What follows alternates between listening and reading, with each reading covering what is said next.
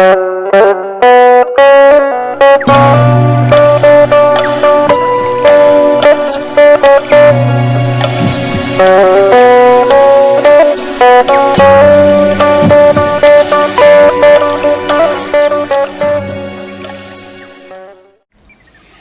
Mak, Assalamualaikum warahmatullahi wabarakatuh. Jumpa lagi dengan saya Mama Nande, Bidan Febrina Oka, ownernya Sekolah Emak. Nah, Mama yang sudah usia kehamilannya di atas 37 minggu dan udah mau deket-deket HPL, pasti banyak yang gak sabar kok. Aku belum melahirkan juga, apalagi gak ada kontraksi, gak ada tanda-tanda persalinan. Itu udah pasti si mama yang mau melahirkan ini galaunya tingkat dewa. Ya, Mama Nande selaku yang udah pernah melahirkan juga gitu. Di usia kehamilan 38 minggu kok nggak ada kontraksi. Secara udah lebih dari 9 bulanan si janin dibawa-bawa di perut. Ada sebenarnya rasa tidak sabar, pengen lahiran cepet, pengen ketemu bayi, dan secara jujur pengen segera terbebas dari segala yang namanya hamil itu pasti ada banyak sekali ketidaknyamanan. Jadi pengen segera bebas, pengen ketemu bayi, pengen kembali sebelum seperti hamil, tapi bayinya sehat gitu. Jadi banyak yang nanya, Mama Nande, apa sih caranya supaya cepat kontraksi, cepat bayi aku lahir? Itu yang Mama Nande mau bahas hari ini, yaitu tips melakukan induksi alami. Ini yang kita ngobrolin yang alami ya. Jadi bukan induksi secara medis yang biasa dilakukan di rumah sakit. Kalau misalnya dokter nyuruh udah diinduksi aja. Nah, jadi induksi yang akan Mama share infonya ini adalah induksi alami. Nah, induksi alami itu adalah induksi atau cara bagaimana meningkatkan kontraksi rahim. Karena kalau tidak ada kontraksi, maka mulut rahim juga nggak akan kebuka dan bayi juga nggak akan lahir. Ya, jadi proses persalinan itu pasti dimulai dengan kontraksi ya. Pasti ya, tanda pasti persalinan itu pasti akan ada yang namanya kontraksi yang asli ya. Nah, yang palsu nanti Mama bisa lihat lagi video Mama Nande sebelumnya banyak udah Mama bahas, banyak banget lah udah Mama bahas tentang kontraksi asli dan kontraksi palsu. Nah, jadi si kontraksi ini yang kita mau dorong untuk dia muncul supaya lahirannya cepat. Nah, jadi tips yang pertama kontraksi adalah untuk cara memicu terjadinya kontraksi. Ini yang udah biasa Mama lakuin dan lebih kurang 70% tingkat keberhasilannya ya. Tapi syaratnya dulu yang Mama kasih tahu. Syaratnya dilakukan induksi alami. Yang pertama, usia kehamilan itu sudah di atas 38 minggu. Jadi startnya di usia kehamilan 38 minggu. Kenapa? Kalau kita lakukan induksi alami, terus si mama hamil ini kontraksi dan terjadi lahiran, bayinya itu udah cukup umur di luar dari kandungan. Jadi sudah matang lah istilahnya. Ya, jadi walaupun dia nanti lahir pun masih bisa hidup dengan normal, sehat gitu ya. Nah, jadi usia kehamilan harus startnya 38 minggu. Jadi kalau misalnya ada mama yang nanya, "Mak, aku mau cepet lahiran, usia kehamilannya berapa?" 36 minggu, nggak bisa. Karena kalau misalnya nanti lahir bayinya ya di bawah 37 minggu, itu namanya persalinan prematur. Kita khawatir bayinya belum cukup viable ya, belum cukup tangguh untuk hidup di luar kandungan gitu kan. Nah, itu yang pertama ya. Yang kedua, posisi kepala bayi sudah ada di bawah, di sudah masuk ke panggul. Ntar mama ambil dulu contohnya ya. Nah, jadi kalau kita mau induksi alami, ini kepala bayi udah ada di bawah gini. Jadi kalau diperiksa sama ibu bidan, dia periksa, dia raba, kepalanya udah masuk nih, udah ngunci. Nah, boleh. Nah, kalau misalnya kepala bayi kira-kira masih ada di atas, tetapi dia sebenarnya anak kedua atau ketiga dan seterusnya, karena kepala bayi di anak kehamilan kedua dan seterusnya itu biasanya masuknya pada saat mau lahiran, dia boleh induksi alami. Nah, jadi kalau ibu bidan sudah bisa memprediksi, ini nggak akan muter-muter lagi, ini kepala bayi dia udah ada di depan pintu panggul, itu boleh. Tapi kalau misalnya posisi bayinya begini, ini namanya lintang, nggak boleh. Kalau ternyata nanti kontraksi, terus bagian tangannya ini yang bisa masuk, agak repot ya. Bentar ya mak ya. Nah, supaya mama paham. Nah, jadi nanti kalau misalnya dia kontraksi itu artinya bagian puncak rahim itu akan meras, dan bagian janin itu akan terdorong ke jalan lahir. Nah, jadi kalau posisinya masih belum bener, nanti bisa tangannya yang masuk, mak. Nih, tangannya yang masuk. Nah, kalau misalnya posisi letak bokong, kita induksi alami ya. Nih induksi nih. Nah, jadi bagian yang bisa masuk nanti bagian bokongnya atau bagian kakinya. Jadi bagian bokong ataupun bagian kaki yang ada di jalan lahir itu posisinya tidak optimal. Bisa nggak mak lahiran normal? Ya bisa, tapi harus diawasi dan dilakukan oleh orang yang memang sudah terampil. Lebih baik dilakukan di rumah sakit ya, dengan berbagai pertimbangan. Jadi nggak boleh dilakukan kalau posisi bagian terbawah janin itu bukan kepala. Itu yang perlu diingat mak. Jadi nggak sembarangan juga kita mau pijet-pijet induksi atau mau induksi alami, mau melahirkan ya. Jadi syarat yang pertama, usia kehamilan sudah startnya 38 minggu. Yang kedua, posisi bagian terbawah janin adalah kepala. Kepalanya sudah ada di pintu panggul, udah nongol ya, artinya udah muncul ya di pintu panggul, ataupun dia udah masuk sebagian ke dalam panggul. Nah, yang ketiga ini juga paling penting, artinya nggak semua juga bisa diinduksi mak ya.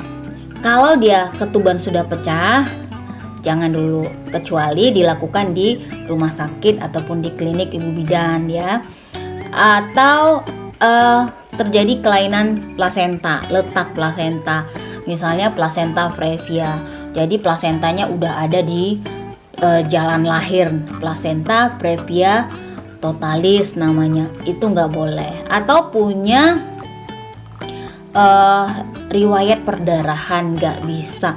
Atau emaknya punya darah tinggi ya, istilahnya dia hipertensi, tekanan darah di atas 140 mm Hg, itu nggak boleh ya. Ataupun punya penyakit ataupun komplikasi yang sekiranya itu berbahaya untuk si emak dan juga si bayinya, itu ditunda dulu dan dikolaborasikan dulu ya.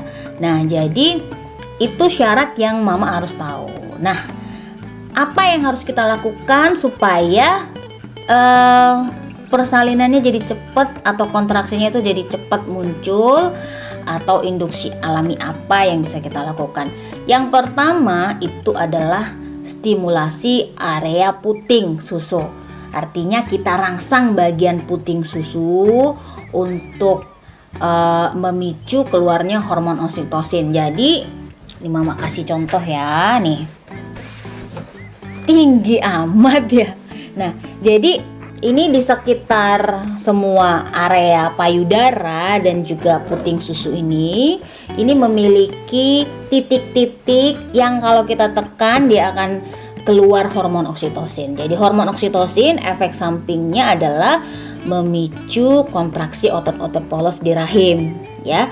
Oleh karena itu Mama Nade nggak pernah anjurkan. Mungkin di zaman dulu kita belajar bahwasanya yuk perawatan menyusui pada saat hamil. Jadi pijet payudara itu di kehamilan trimester ketiga. Tapi sekarang Mama nggak anjurkan itu, karena kalau kita pijat area ini ada 4 titik, dan di areola mama ini atau lapangan hitam ini semuanya kalau kita tekan itu akan memicu hormon oksitosin, ya. Jadi pijat payudara ini boleh dilakukan di usia kehamilan, startnya 38 minggu, ya. Nah Mak, kalau sebelum 38 minggu kita ngapain? Dibersihin aja, dibersihin juga nggak perlu harus digosok-gosok, dicongkel-congkel, berbahaya ya. Jadi dibersihin aja. Nah, kalau untuk memicu keluarnya si oksitosin tadi yang efek sampingnya bisa memicu kontraksi, caranya gampang ya, putar-putar aja ini bagian puting. Nah, putar-putar bagian puting. Nah, putar-putar sekitar 1-2 menit ya. Bahkan kalau bisa dimasas, masasnya sendiri aja, pakai baby oil, masas ke arah puting. Nah, nanti akan muncul kayak perutnya rasanya kram, kayak tegang gitu. Dan kita cek ternyata perutnya, oh ini kok keras ya. Nah, itu namanya kontraksi. Jadi pada saat kontraksi gak usah diterusin dulu, tarik nafas, buang nafas supaya nyerinya berkurang ya. Nah, kalau misalnya kontraksinya hilang, lakukan lagi. Jadi paling tidak sekitar 5-10 menitan. 5 menit payudara kiri, 5 menit payudara kanan, dilakukan stimulasi. Startnya di usia kehamilan 38 minggu. Ya, Mak, kalau saya sambil pijit-pijit bagus, lebih cepat. Nah, terus kalau misalnya suaminya rajin, kenapa suaminya harus rajin ya? Karena siapa lagi yang bisa bantu untuk pijet-pijet kecuali suami? Atau Mama mau panggil bidan dan suster sekolah Mak, boleh. Tapi kan bayarannya lumayan Mak ya. Jadi di sepanjang tulang belakang ini bagian yang Mama bisa pijat ya. Sepanjang tulang belakang ini nggak boleh ditekan. Tetapi Mama bisa tekan mulai dari punuk. Ini kalau kita raba, ini bagian belakang leher kita ini, bagian servikal ini ada puncak tulangnya itu. Kalau kita pegang dia membumbung ya. Nih kita pegang nih, istilah awamnya namanya punuk. Nah, kita pegang. Nah, terus kita bisa pijet di sisi 1 cm kiri dan kanan di sepanjang tulang, bukan di tulangnya, di sepanjangnya ini bisa press, tekan, puter. Nah, jadi bisa dipijat pakai jempol. Puter. Nah, bawah lagi, turun lagi 1 cm, puter, tekan 20 kali sampai batas bra ya. Jadi kenapa sampai batas bra? Karena bagian ini yang paling banyak hormon oksitosinnya. Ya. Jadi kalau sampai bawah boleh Mak, sampai lumbal silakan aja. Makin rileks, makin nyaman, itu oksitosin bakal makin cepet keluarnya gitu. Nah, gampang ya Mak, boleh dilakukan kapan aja. Mama mau pagi, siang, malam ya, terserah Mama ya. Tapi jangan over ya, artinya kalau udah kontraksi lakuin paling tidak 10-15 menit aja dilakukan. Nanti misalnya dilakukan pagi, siang nanti lakukan lagi, baru sore lakukan lagi gitu. Sampai benar-benar muncul kontraksi aslinya. Itu yang pertama. Yang kedua, ini tips yang paling disenangi para bapak-bapak ya, yaitu berhubungan intim. Jadi kalau di usia trimester ketiga, startnya itu di usia kehamilan 37 minggu ya. Jadi startnya di usia kehamilan 37 minggu bisa melakukan hubungan intim. Ya. Jadi tujuannya apa? Supaya ada kontraksi. Kalau berhubungan intim itu kan si perempuan tuh bakal berkontraksi ya.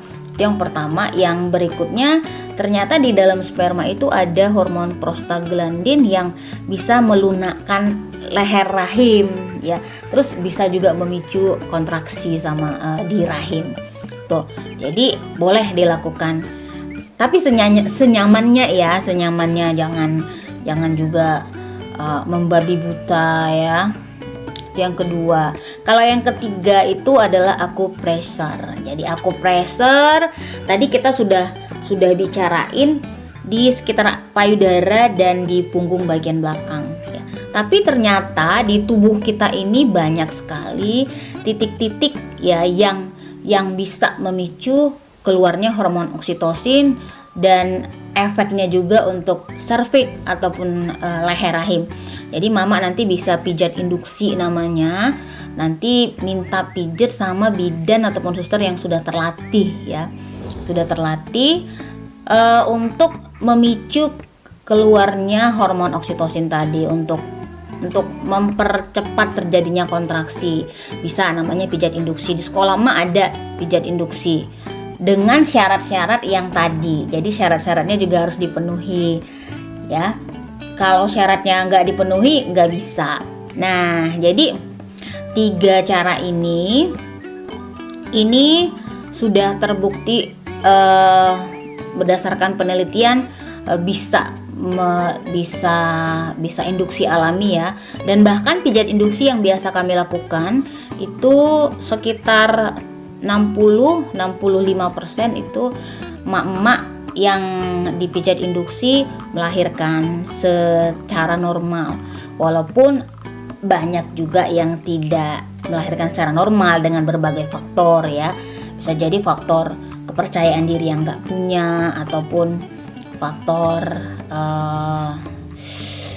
ketidaktahuan atau faktor netizen. Banyak lah alasan kenapa mama ternyata akhirnya memutuskan melahirkan tidak secara normal ya. Nah, itu dia.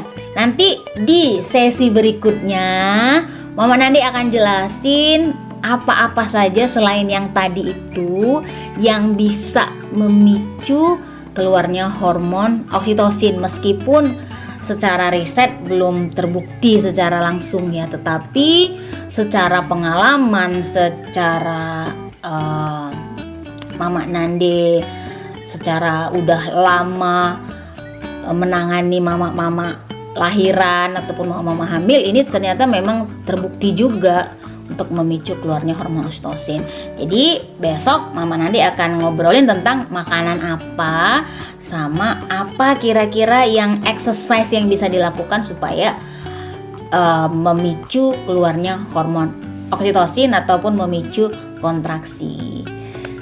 Panjang juga ya Mak. Mudah-mudahan bermanfaat ya Mak. Insya Allah kita ketemu lagi di video Mama Nandi berikutnya. Alhamdulillah kali ini udah selesai video kali ini.